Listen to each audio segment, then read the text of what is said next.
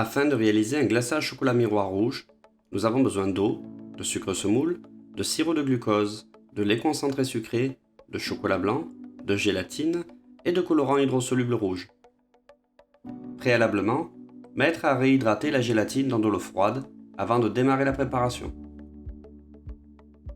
Disposer dans une russe le sirop de glucose, le sucre semoule et l'eau, puis chauffer le tout jusqu'à une température proche de 103 degrés.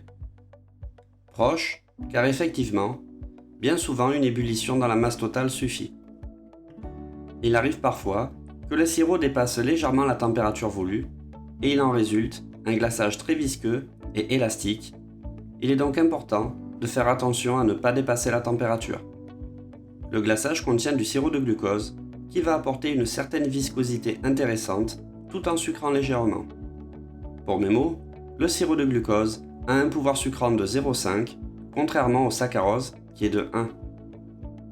Une fois arrivé à 103 degrés, arrêtez la cuisson. Teintez le sirop avec le colorant.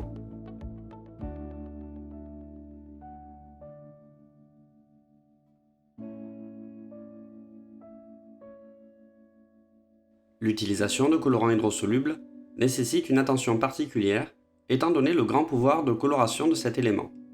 Il convient donc d'en utiliser une petite quantité. On pourrait bien entendu intégrer le colorant directement dans le verre doseur, mais le fait de l'incorporer dans le sirop va permettre d'assurer une bonne dispersion et surtout de contrôler la teinte. Disposez dans un verre doseur le chocolat, le lait concentré et la gélatine.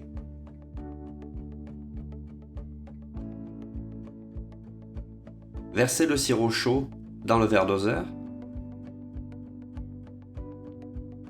Attendre quelques secondes, puis homogénéiser la masse à l'aide d'un mixeur plongeant.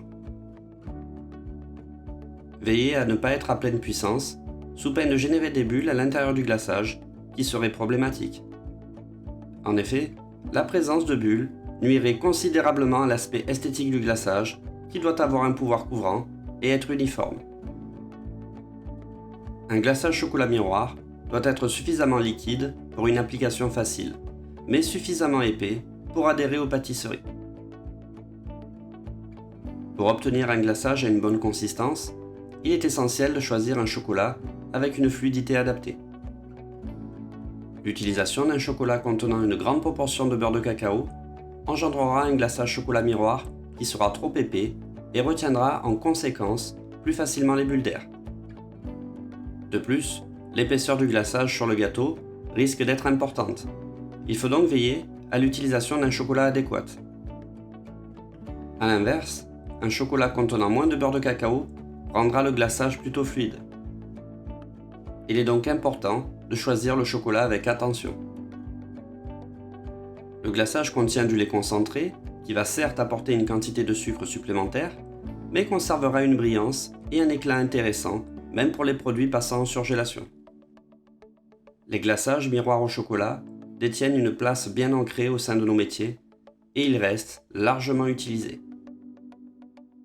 Une fois réalisé, filmez au contact le glaçage, puis entreposez au frais jusqu'à ce qu'il refroidisse, idéalement la veille pour le lendemain, afin que la gélatine et le chocolat puissent exercer leur action.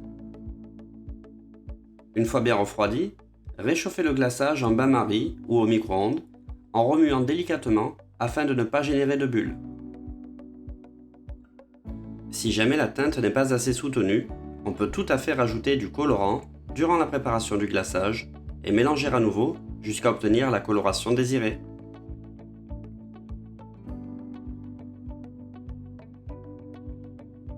Privilégiez l'utilisation d'une maryse et soyez précautionneux si vous relissez à l'aide d'un mixeur plongeant qui peut à ce moment-là intégrer une quantité considérable de bulles qui serait très problématique.